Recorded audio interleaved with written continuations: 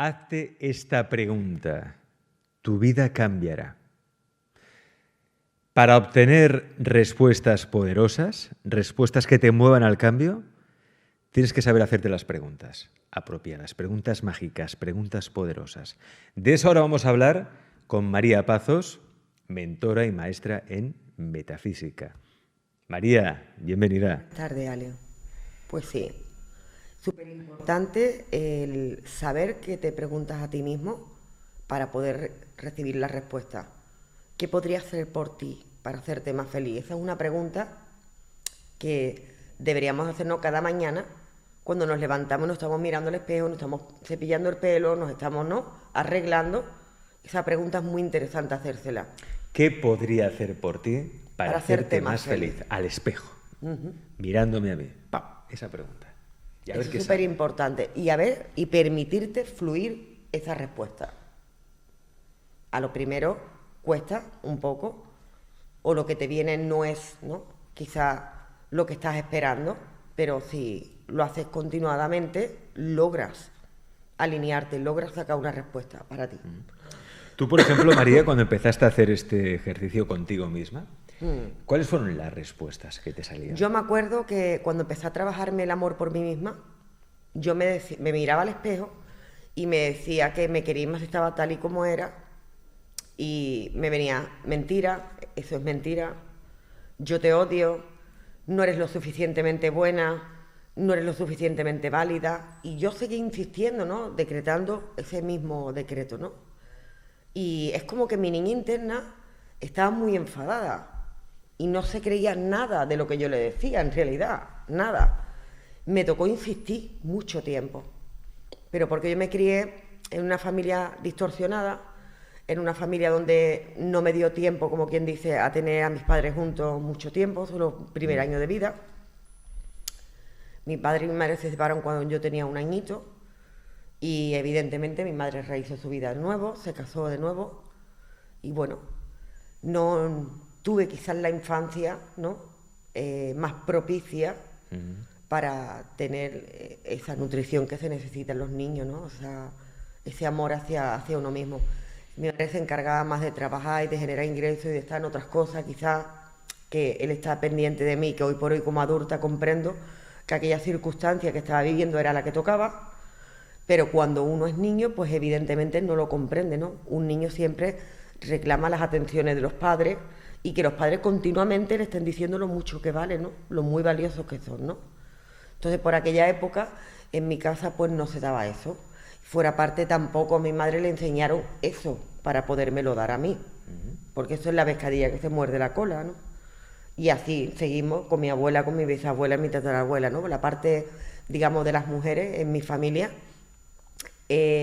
no eran personas de estar continuamente, demostrando esa afectividad, ese cariño, no estaban enseñadas a eso. Entonces me crié un poco en ese sentido con muchas carencias, y me costaba mucho, mucho. Y además había una parte en mí que no perdonaba, el hecho de que mi padre no estuviera en el hogar. Eso lo llevaba mal, El hecho de que él no estuviera, no lo llevaba bien. Entonces eso se me juntó con la falta de tiempo de mi madre, o sea, todo el trajín. ¿Cómo te afectaba a ti? ¿Ya en tu etapa adulta? ¿Cómo te afectaba? Date cuenta, en los estudios me afectó muchísimo. En primaria yo me acuerdo que la maestra le decía a mi madre: pero es que tu hija no está teniendo la atención necesaria que tiene que tener.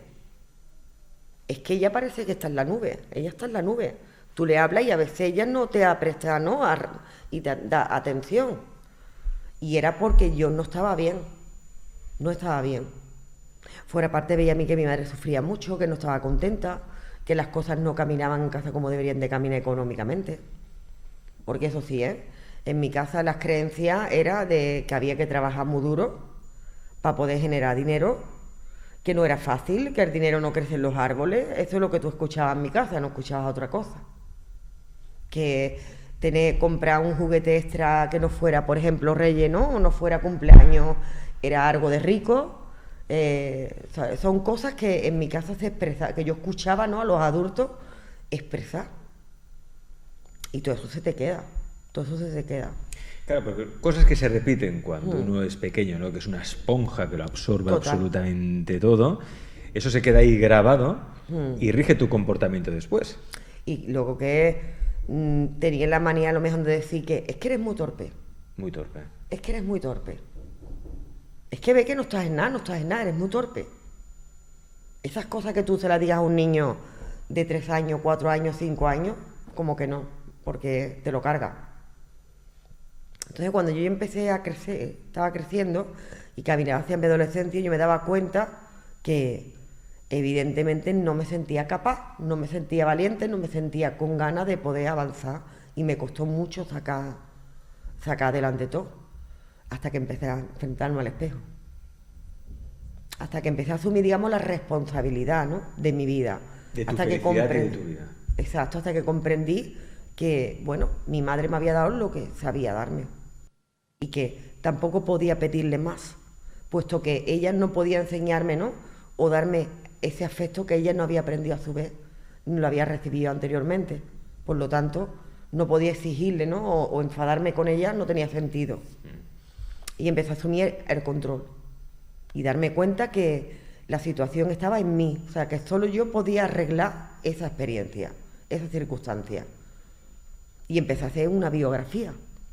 Hice una biografía de mi familia por escrito, que todavía lo conservo, ya hace ya muchísimos años de esto, porque estaba en la adolescencia, donde yo expresaba qué sentía y por mi madre, qué sentía por mi padre, qué sentía por mi abuela, qué sentía. Yo hice una biografía de mi familia entera, tanto positiva como negativa, o sea, no solo las cosas buenas, ¿no?, que yo le veía a mis familiares, sino también las cosas negativas que yo le veía a mis familiares. Y empecé a transformar eso, uno por uno. Eso me llevó mucho tiempo, muchísimo tiempo. Lo cogía, lo dejaba, lo cogía, lo dejaba. Había temporadas en que le dedicaba más tiempo, había otra temporada en que no tenía ganas, no lo sentía, no me apetecía y lo arrumbaba. Ya lo cogeré, ya lo haré de nuevo, otra vez. Y lo arrumbaba el cuaderno. Cuando más fuerte me sentía, otra vez retomaba y otra vez. Y así hasta todos los que conocí físicamente en la tierra. Por ejemplo, a mis abuelos, a ninguno de los dos los conocí. A mis abuelas sí he conocido a las dos, por de ella también escribí. Y así lo fui haciendo con todos. Y luego empecé a transformar esas escrituras. O sea, si mi madre, por ejemplo, yo consideraba, ¿no?, por aquella época que no era cariñosa, pues ahora transformaba y decía que mi madre era cariñosa, que tenía una madre cariñosa que me amaba. Aunque tú recordaras que no. Tú escribías que sí, que mi madre era cariñosa conmigo, aunque tú recordaras que no. Recordara que no. Claro, porque el recuerdo al fin y al cabo es una interpretación, una historia que te cuentas. Date cuenta que el tiempo y el espacio no existen. Cierto. Por eso puedes cambiar y transformar cualquier versión que hayas vivido, que hayas experimentado. Y lo hice uno por uno. Así empecé a trabajarme yo. Luego empecé a enfrentarme al espejo, ¿vale?, con el decreto de que yo me amaba y yo me aceptaba tal y como era. Luego empecé a trabajar también mis fotos de la infancia. Fotos incluso donde yo tenía soplando la vela en el cumpleaños, fotos que las conservo, vamos, todo esto lo conservo. Y día tras día. Eso era un día tras día. Día tras día. Y poco a poco fui cambiando esas creencias y eso que yo había visto en mi casa. Pero me costó, ¿eh?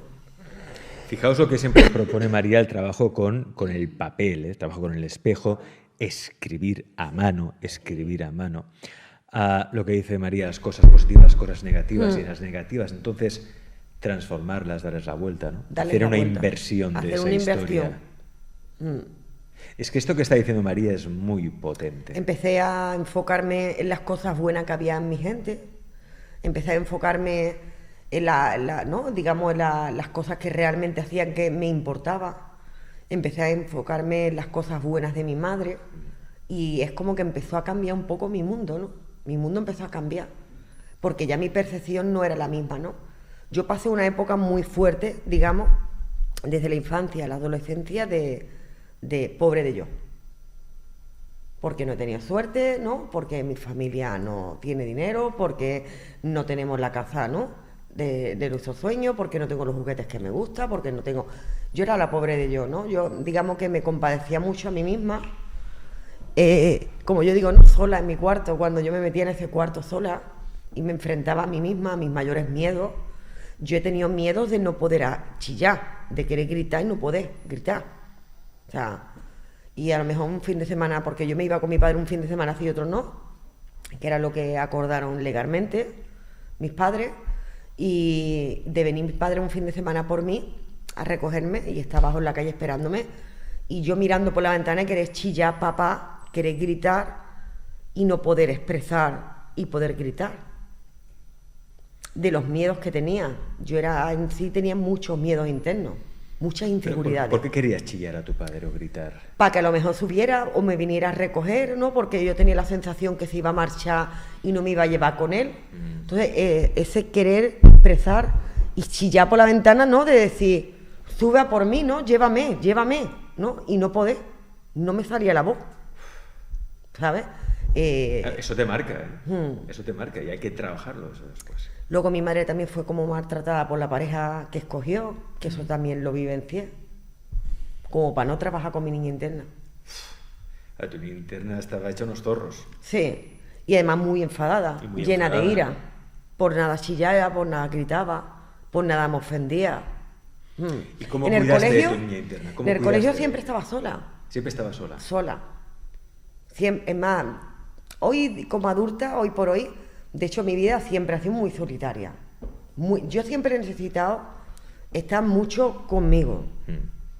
Por toda esa atención que yo sentí en mi infancia que me faltaba. Entonces, he procurado, ¿vale?, darme esa atención yo sola. ¿Vale?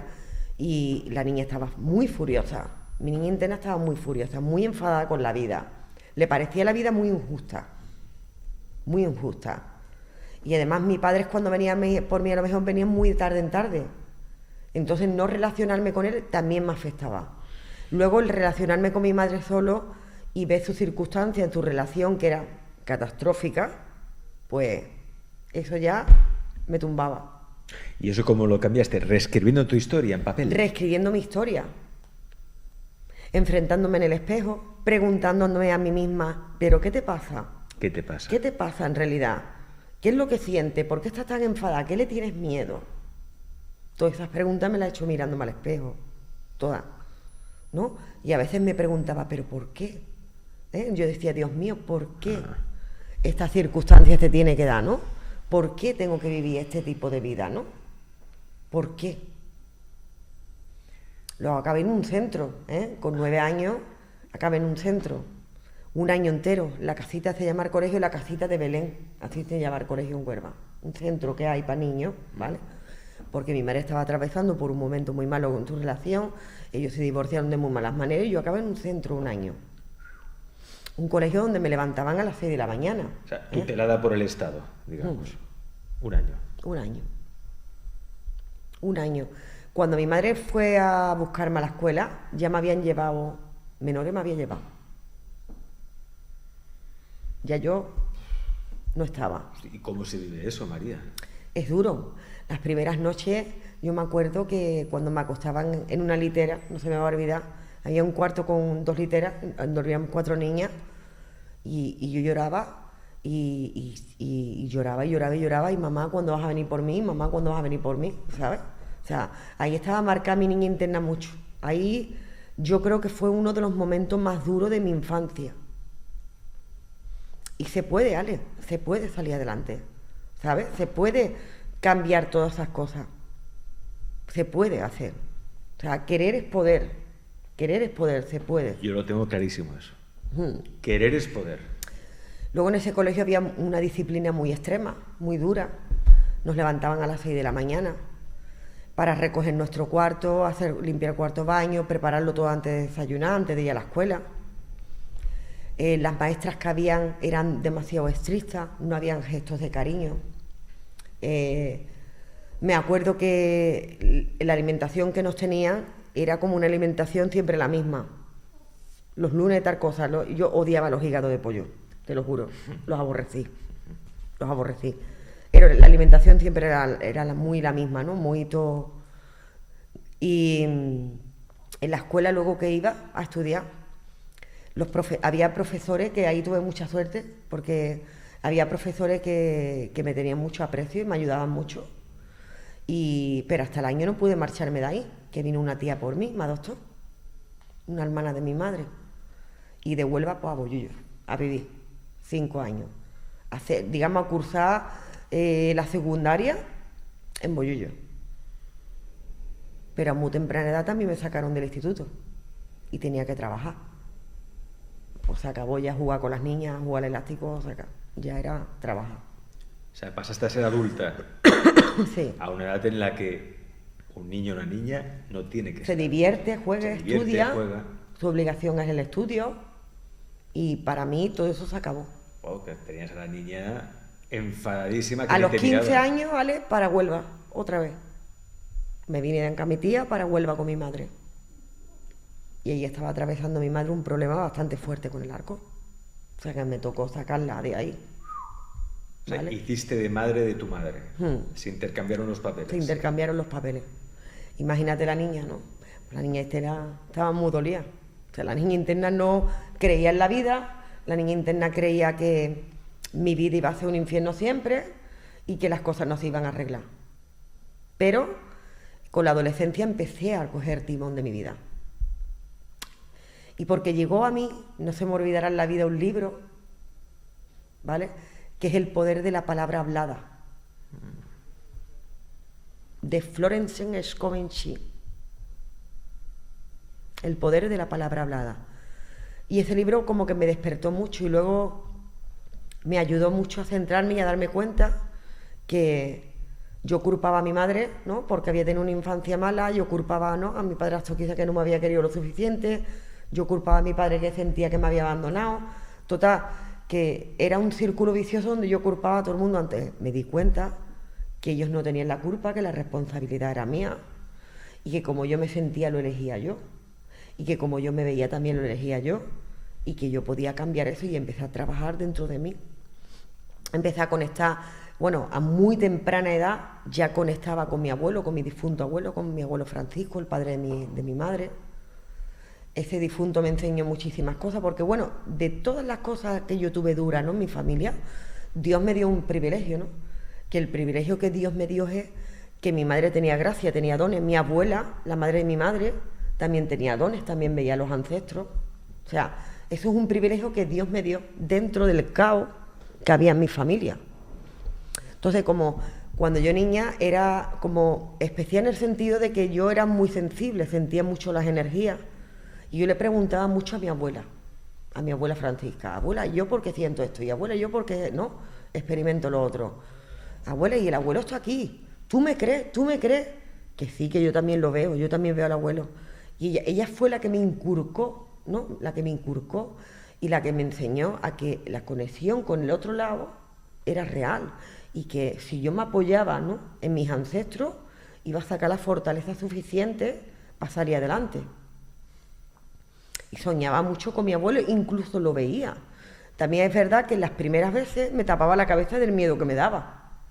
En las primeras veces que ellos se acercaban a mí, yo recuerdo, ¿vale?, con 7, 8 años, 9 años, que yo me tapaba hasta la cabeza con el edredón, del miedo que me daba. Y cuando me fui al pueblo a vivir, que salí del colegio interno y me llevaron al pueblo a vivir con mi tía, mi abuela por entonces vivía con esta tía mía, y me acuerdo que las dos dormíamos en un cuarto con 2 camitas, y mi abuela siempre tenía en la mesilla de noche las fotos de mi abuelo y de mi tío. Esas fotos, ¿vale?, todas las noches estaban colocadas perfectamente y todas las mañanas amanecían en el suelo.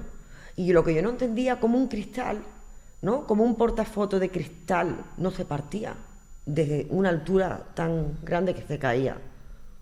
Pues todas las mañanas mi abuela me decía: ¿ves? Ellos han estado aquí esta noche con nosotros. Háblale a tu abuelo, me decía, háblale a tu abuelo. Si tú tienes alguna duda, tú pregúntale a tu abuelo. Y empecé a sacar el hilo, ¿vale?, a investigar, a preguntarle el por qué me había tocado eso. ¿Por qué yo tenía que vivir y experimentar una vida tan dura? ¿Por qué? ¿Por qué no podía ser una niña como las demás niñas? ¿Por qué yo no podía hacer cosas como las demás niñas?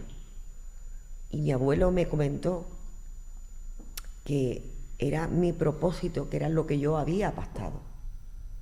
Y que él entendía que yo estuviera muy enfadada, ¿no? Y que yo tuviera mucha ira. Y que a veces quería incluso hasta venganza de las cosas que me habían hecho, de las veces que me habían pegado, que me habían maltratado, de que yo a veces quería hasta por vengarme incluso. Mi abuelo decía que, dice, yo entiendo tu reacción. Dice, pero llegarás al punto donde comprendas que ni ellos te deben, ni tú le debes. Y que esto lo has pactado para un más alto bien para ti. Llega a superar todo esto y llega a sentarme en la mesa con las personas que me habían maltratado, sin tenerle ningún rencor. Llegué a liberar esa circunstancia, pero la liberé comprendiendo que era lo que yo había pactado. Yo había pactado nacer en ese núcleo familiar, ¿vale? Con una familia muy disfuncional. Yo había pactado eso.